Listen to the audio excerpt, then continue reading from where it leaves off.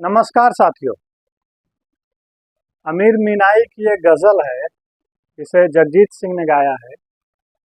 सरकती जाए है रुख से नकाब, आहिस्ता आहिस्ता। आम आदमी पार्टी के लिए और आम आदमी पार्टी के नेताओं पर अमीर मीनाई की यह पंक्ति बिल्कुल सटीक बैठती है। आम आदमी पार्टी और उसके नेताओं ने ईमानदारी, देशभक्ति और नैतिकता के जो नकाब ओढ़ रखे थे, वह धीरे धीरे आहिस्ता आहिस्ता सरकती जा रही है और उनके चेहरे से पूरा नकाब उतरता जा रहा है। अब आप देखें कि कल आम आदमी पार्टी ने कथित तौर पर पूरे देश में 25 राज्यों में और विदेशों में भी उनका दावा था कि केजरीवाल की गिरफ्तारी के खिलाफ लोग उपवास पर बैठेंगे, लेकिन सिर्फ दिल्ली के जंतर मंतर से कुछ तस्वीरें आई और वह तस्वीर भी आम आदमी पार्टी को परेशान करने वाली तस्वीरें आई। जैसे एक वीडियो में आम आदमी पार्टी के जमानत पर रिहा नेता संजय सिंह यह कहते नजर आ रहे हैं वहाँ उपस्थित लोगों से कि अरे जोर से नारा लगाओ, जोर से बोलो, क्या खाकर नहीं आए हो। और वे खुद भी उस दौरान पानी पीते हुए नजर आए। कोई एक सहायक उनको या कोई भी उनका एक सहयोगी रहा होगा जो उन्हें बार बार पानी की बोतल दे रहा था और वे पानी पी रहे थे और फिर सहायक को बोतल पकड़ा दे रहे थे। तो पहली बात तो यह कि उपवास की बात आपने की और वहाँ उपस्थित अपने समर्थकों को कह रहे हैं कि क्या खाकर नहीं आए हो। तो यह कैसा उपवास है? क्या अन्ना हजारे और अरविंद केजरीवाल ने 2011-12 में जो उपवास किए थे जंतर मंतर पर और रामलीला मैदान में, क्या उसमें वे लोग खाना खाकर बैठते थे? पहली बात। और दूसरी बात, उसी मंच से खुद संजय सिंह पानी पीते हुए दिख रहे हैं। उपवास का अर्थ तो यह होता है कि उसमें पानी भी नहीं लिया जाता। तो जो पाखंड है, अगर आपके जो राजनीतिक कैरेक्टर आपका है उसमें कन्विक्शन नहीं होगा, उसमें गहराई नहीं होगी, ठहराव नहीं होगा और ईमानदारी नहीं होगी, तो इसी तरह के पाखंड, इसी तरह की छिछली चीज़ें सामने आ जाती हैं। तो बिल्कुल फ्लॉप उपवास का कार्यक्रम आम आदमी पार्टी का रहा, जिसमें बताया जा रहा है कि मुश्किल से कुछ 100 लोग ही आ पाए। अब आप देखें कि 62 विधायक आम आदमी पार्टी के हैं और 134 पार्षद हैं एमसीडी में, और इतनी बड़ी संख्या के बावजूद दिल्ली में कुछ हजार लोग भी आम आदमी पार्टी के समर्थन में बाहर नहीं आ पाए। तो यह क्या दर्शाता है? यह बताता है कि आम आदमी पार्टी और उनके नेताओं पर अब न सिर्फ दिल्ली बल्कि पूरे देश के लोगों का भरोसा उठ चुका है।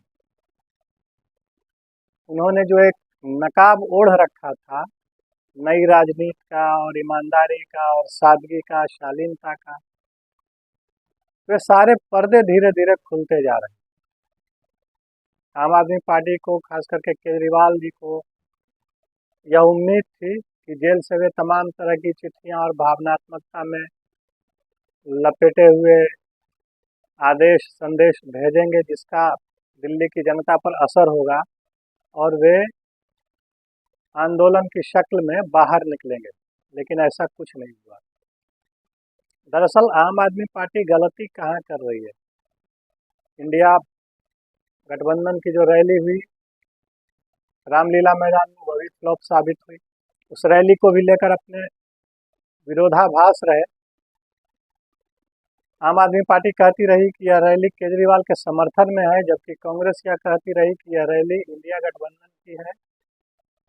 इसमें एक घटक या एक बिंदु केजरीवाल की गिरफ्तारी का भी है और वहाँ भी उपस्थिति कोई अच्छी नहीं थी। उसके बाद गिरफ्तारी के तुरंत बाद तमाम तरह के प्रदर्शन करने की कोशिश हुई उसकी भी संख्या उपस्थिति बहुत अच्छी नहीं रही। तो केजरीवाल को यह उम्मीद थी कि जैसे ही वे जेल जाएंगे, पूरी दिल्ली जो है सड़कों पर उतर आएगी और उनके समर्थन में इस तरह की अराजकता पैदा हो जाएगी कि सरकार को उनको छोड़ना पड़ेगा या न्यायालय को मजबूर होकर उन्हें छोड़ना पड़ेगा। तो न्यायालय और सरकार पर दबाव बनाने के लिए ये सारी चीज़ें की जा रही थी, जिनका कोई असर होता हुआ नहीं दिख रहा है। और आम आदमी पार्टी या केजरीवाल की सोच में, इस सोच में कि लोग उनके लिए उतर आएंगे, एक मौलिक गड़बड़ी है, एक मौलिक गलती है। वो कहाँ पर है यह देखिए।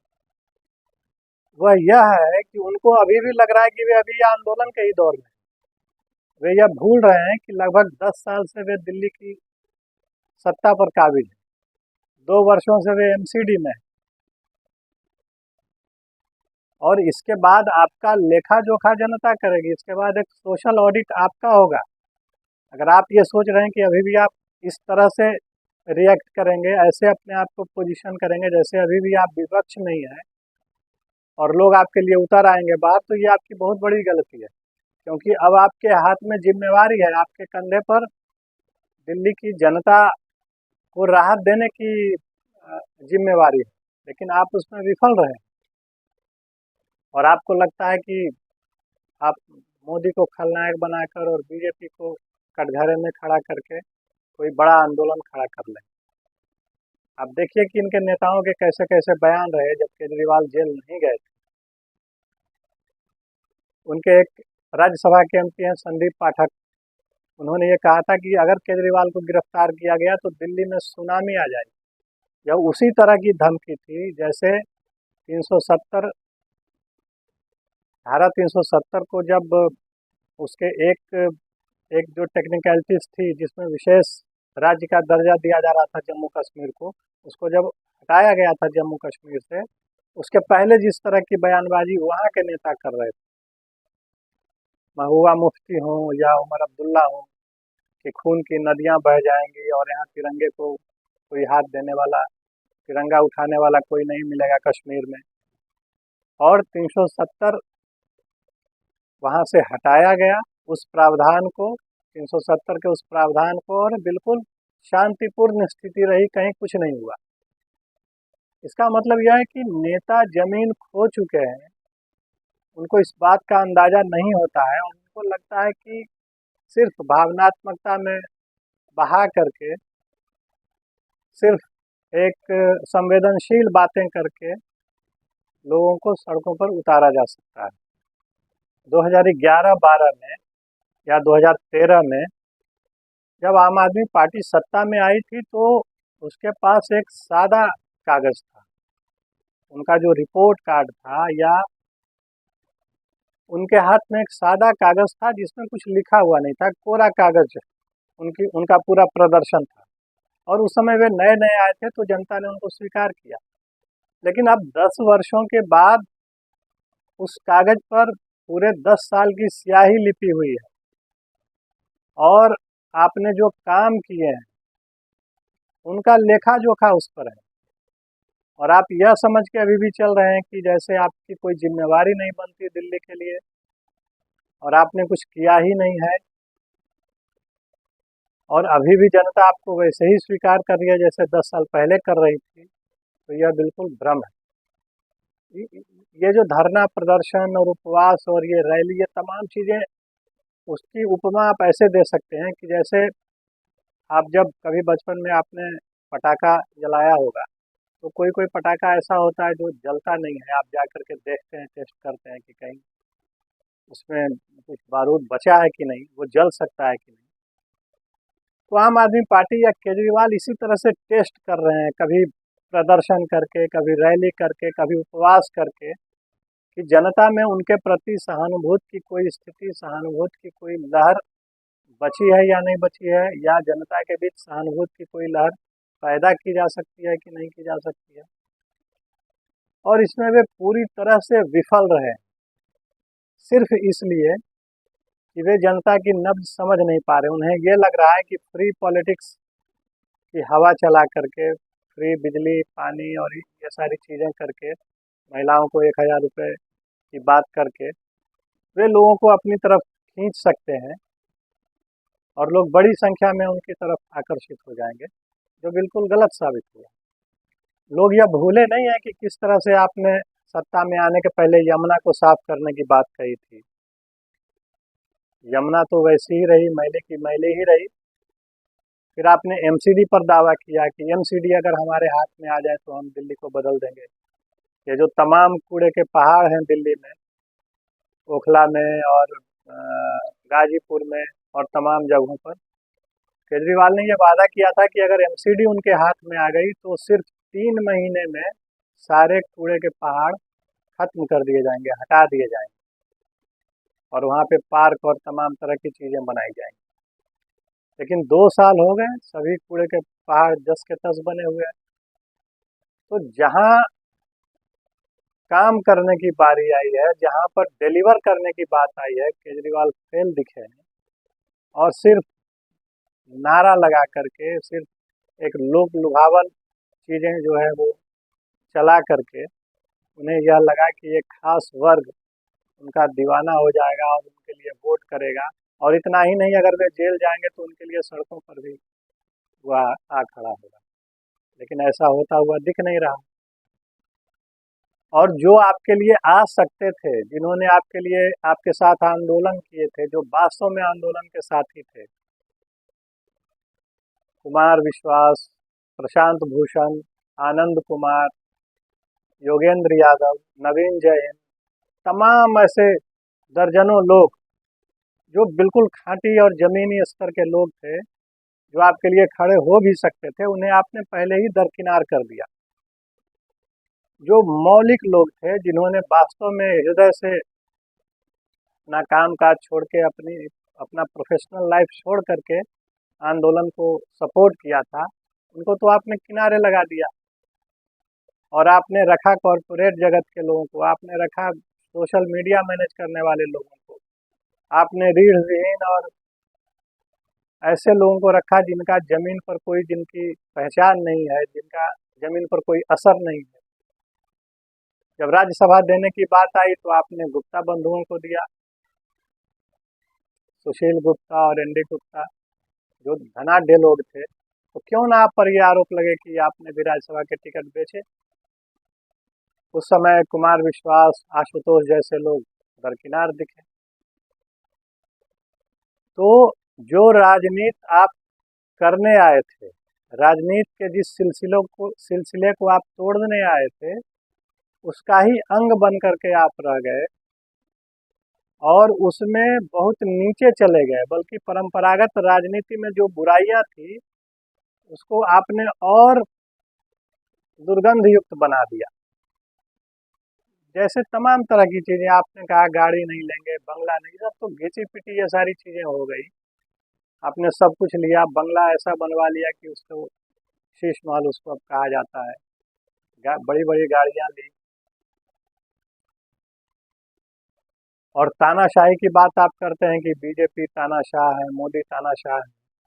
62 विधायक आपके विधानसभा में हैं दिल्ली में, और 8 विधायक बीजेपी के पास है।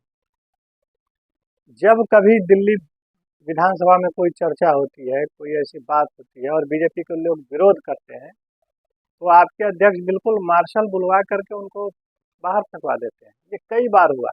तो कहाँ 62 और कहाँ 8, कोई तुलना नहीं है। लेकिन आपका रवैया ऐसा है, आपकी मानसिकता ऐसी बन गई है कि आप विरोध में कुछ सुनना नहीं चाहते और उनको बाहर कर देते हैं।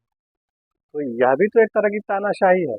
क्या लोग भूल गए हैं कि कुमार विश्वास का पीछा करते हुए कैसे पंजाब की पुलिस दिल्ली और गाजियाबाद तक चली गई थी। तो जो एक तरह की विनम्रता, उदारता, शालीनता, ईमानदारी, इन सब चीज़ों का दिखावा करके, इन सब चीज़ों का वादा करके आप राजनीति में आए, सत्ता पर काबिज हुए, उन तमाम चीज़ों को आपने तिरोहित कर दिया। बल्कि कहें कि वे चीज़ें आप में थी ही नहीं, आपने उनका पाखंड किया। और यही वजह है कि आज आप अकेले पड़ गए हैं। भले विधायकों की संख्या कितनी हो, भले एमसीडी में पार्षदों की संख्या कितनी हो। और अगर यही हाल रहा, अगर कुछ और महीने केजरीवाल जेल में रहे, तो इस पार्टी का फिर भगवान ही मालिक होगा। आप देखें कि कल के उपवास में सुनीता केजरीवाल नहीं आई, जो कि बड़े बड़े दावे कर रही थी और सहानुभूति की एक लहर पैदा करने की कोशिश कर रही थी, लेकिन उनकी अनुपस्थिति यह बताती है कि आम आदमी पार्टी के अंदर सब कुछ ठीक नहीं है। कहीं ना कहीं कई तरह के खेमे बन चुके हैं, गुटबाजी चल रही है और इससे अंततः पार्टी को बड़ा नुकसान होने वाला है। तो आज इतना ही। अगर आपको यह बातचीत पसंद आई हो तो हमारे चैनल को सब्सक्राइब करें, वीडियो को लाइक करें, अपना साथ और सहयोग हमें देते रहें। नमस्कार।